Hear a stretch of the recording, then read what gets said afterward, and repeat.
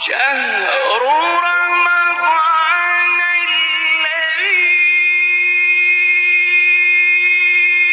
أنزل فيه القرآن هدى للناس وبينات من الهدى والفرقان. الحمدللہ والصلاة والسلام علی رسول اللہ وعلی آلہ وصحبہ ومن والاه. بسم اللہ الرحمن الرحیم. 24ویں پارے کا خلاصہ.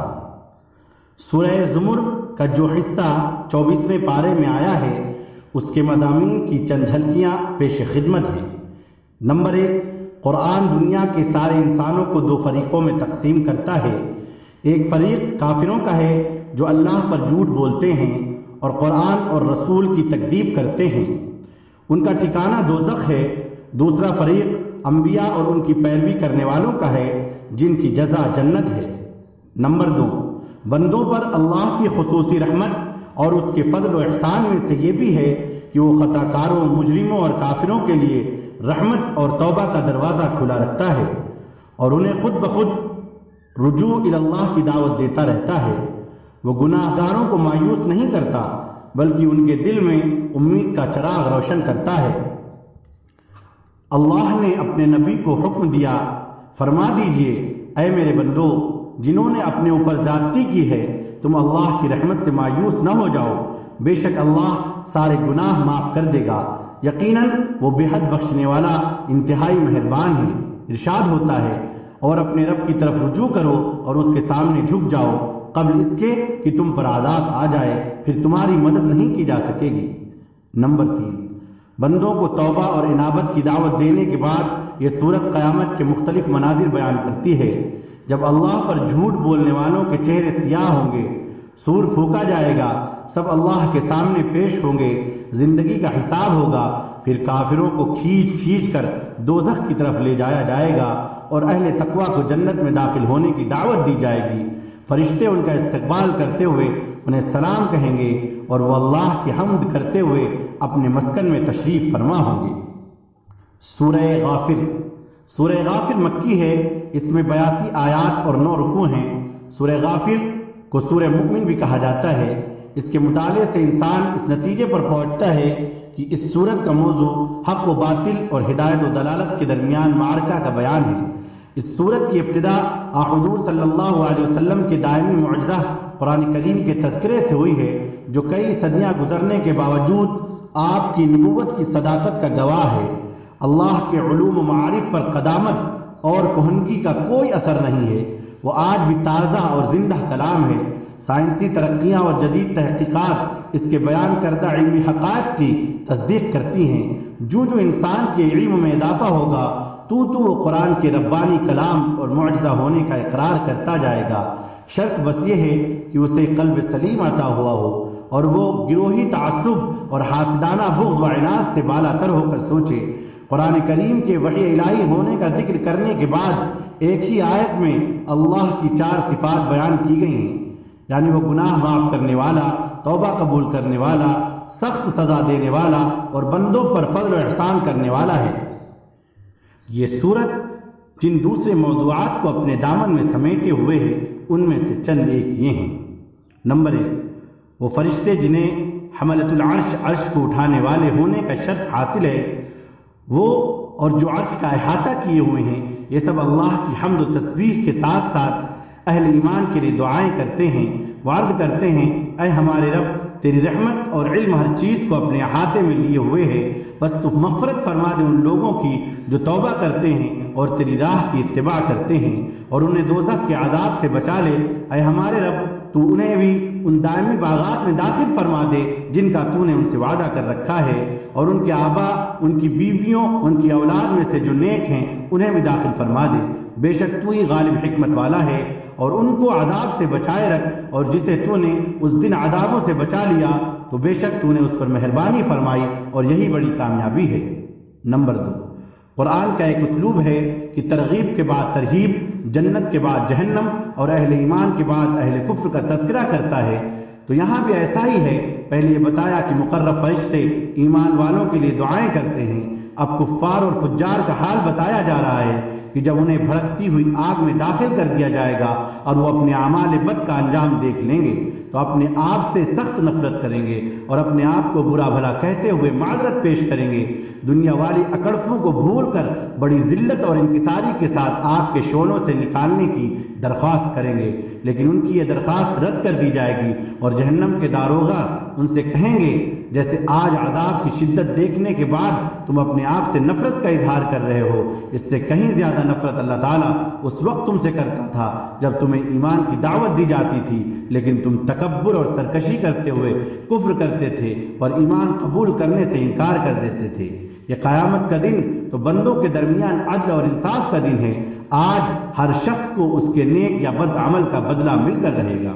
نمبر 3، کفار پر اللہ کے عذاب کا تذکرہ کرتے ہوئے ظلم اور سرکشی کے مشہور کردار فرعون کا قصہ حضرت موسیٰ علیہ السلام کے ساتھ جو پیش آیا تھا، یہ حقیقت سمجھانے کے لیے بیان کیا جا رہا ہے کہ ظالموں اور متکبروں کا انجام کبھی بھی اچھا نہیں ہوتا. حضرت موسیٰ علیہ السلام کا قصہ تو کئی صورتوں میں آیا ہے، مگر سورہ غافر میں اس کے ضمن میں ایک مومن بندے کا خاص طور پر تذکرہ کیا گیا ہے. اسی کے تذکرے کی وجہ سے اس سورت کا دوسرا نام سورہ مومن بھی ہے. یہ شخص خفیہ طور پر ایمان قبول کر چکا تھا. جب حضرت موسیٰ علیہ السلام کے قتل کے مشورے ہونے لگے تو یہ صاحب ایمان انسان آپ کے دفاع کے لیے اٹھ کھڑا ہوا اور کہنے لگا کہ کیا تم ایک شخص کا خون صرف اس لیے بہانا چاہتے ہو کہ وہ کہتا ہے کہ میرا رب اللہ ہے، جبکہ وہ تمہارے پاس واضح دلائل اور روشن معجزات بھی لے کر آیا ہے؟ لیکن فرعون اپنی بات پر اڑا رہا اور اس نے واضح الفاظ میں کہہ دیا کہ صرف میری رائے ہی درست ہے اور میرا سوچا سمجھا فیصلہ یہی ہے کہ موسیٰ کو قتل کر دیا جائے. اس سے کم درجہ کی کوئی بات قابل قبول نہیں. رجل مومن کی تقریر اس قدر مؤثر تھی کہ فرعون کو خطرہ لاحق ہو گیا کہ میرے درباری اس کی دل سے نکلی ہوئی باتوں سے متاثر نہ ہو جائیں. اس نے پہلے تو اپنا قطعی فیصلہ سنا دیا کہ اب موسیٰ اور ہارون علیہ السلام دونوں کا وجود برداشت نہیں کیا جائے گا. پھر بندے مومن کی تقریر دل پذیر کو مذاق میں اڑانے کے لیے اپنے وزیر حامان کو اس نے حکم دیا کہ میرے لیے ایک بلند و بالا عمارت تعمیر کرو تاکہ میں دیکھوں تو صحیح کہ موسیٰ کا خدا کہاں ہے. فرعون کے تمرد اور استہزاء کے باوجود بندے مومن نے اپنا بیان جاری رکھا، لیکن ظاہر ہے فرعون نہ خود ایمان پر آمادہ ہوا اور نہ اپنے مقربین کو اس کی طرف آنے دیا. نتیجہ یہ نکلا کہ وہ اللہ کا بندہ عذاب سے بچ گیا، جبکہ فرعون اور اس کے انصار و اعوان عذاب کی لپیٹ میں آ گئے. نمبر 4، فرعون جیسے ناشکروں، متکبروں اور ظالموں کا عبرت آموز تذکرہ کرنے کے بعد اللہ تعالیٰ اپنی چند نعمتوں کا تذکرہ کرتا ہے. اللہ نے سکون کے لیے رات اور معاش کے لیے دن بنایا، زمین سکون اور قرار کے لیے اور آسمان کو چھت بنایا، حسین صورتوں سے نوازا اور رزق کے طور پر پاکیزہ چیزیں عطا کی. یہ سب اس کی نعمتیں ہیں، لیکن انسان ان نعمتوں کا شکر ادا نہیں کرتا. جن مقاصد کے لیے اللہ نے یہ نعمتیں عطا کی ہیں انہیں ان مقاصد کے لیے استعمال نہیں کرتا اور نہ ہی ان میں غور و فکر کر کے اپنے خالق کو پہچانتا ہے. اگر انسان خارجی کائنات پر غور فکر کرنے کے بجائے خود اپنی تخلیق میں ہی غور فکر کر لے تو وہ اللہ کو پہچان سکتا ہے. انسان اپنی تخلیق میں مختلف مراحل سے گزرتا ہے، ان میں سے ہر مرحلہ ہی بڑا عجیب اور حیران کن ہے. بے جان مٹی سے اس کی ابتدا ہوتی ہے، پھر نطفہ جمع ہوا خون، گوشت کی بوٹی، ہڈیاں، ڈھانچہ، جان، عقل، سمع، بصر، پورے جسم میں میلوں لمبی پھیلی ہوئی رگوں کا جال، خون کی گردش، دل کی حرکت، 360 جوڑ پیدا ہوتا ہے. تو از حد کمزور اور عاجز، نہ طاقت، نہ گفتار، نہ تمیز و عرفان. پھر اسے اللہ عقل و فہم اور قوت و ادراک عطا کرتا ہے. بچپن کے بعد جوانی کی حدود میں قدم رکھتا ہے، پھر بڑھاپا اسے آ لیتا ہے اور انسان ویسے ہی ہو جاتا ہے جیسے بچپن میں تھا. نظر کمزور، عقل میں خلل، اعضاء میں ضعف، حواس میں تعطل، چلنے پھرنے اور اٹھنے بیٹھنے سے عاجز، یہاں تک کہ موت آ جاتی ہے. موت بھی اس کی تخلیق کے مراحل میں سے ایک مرحلہ ہے. موت کے بعد دوبارہ زندگی دی جاتی ہے تاکہ اس کی تخلیق کے بقیہ مراحل کی بھی تکمیل ہو جائے. ایک طرف انسانی زندگی کی عجوبہ کاریاں اور قدرت الہیہ کی زندہ نشانیاں ہیں، تو دوسری طرف آیات الہیہ میں جھگڑا کرنے والوں کا انکار اور اعراض. یہ بھول ہی جاتے ہیں کہ ہم مٹی اور نطفے سے بڑھاپے اور موت تک کن مراحل سے گزرتے ہیں اور کون ہے جو ان سارے مراحل کی نگرانی کرتا ہے۔ اسی لیے انسان کی تخلیق کا ذکر کرنے کے بعد ارشاد ہوتا ہے، کیا آپ نے ان لوگوں کو نہیں دیکھا جو اللہ کی آیات میں جھگڑتے ہیں؟ یہ کہاں پھرے جا رہے ہیں؟ سورت کے اختتام پر پہلے حضور اکرم صلی اللہ علیہ وسلم کو صبر کی تلقین کی گئی ہے، اس کے بعد جھٹلانے والوں کو زمین پر چل پھر کر ہلاک شدہ اقوام کا انجام اور ان کے آثار دیکھنے کی تلقین کی گئی ہے۔ سورہ فصلت مکی ہے، اس میں 54 آیات اور 6 رکوع ہیں۔ اس سورت میں چونکہ سجدہ تلاوت آیا ہے اس لیے اسے حامیم سجدہ بھی کہا جاتا ہے۔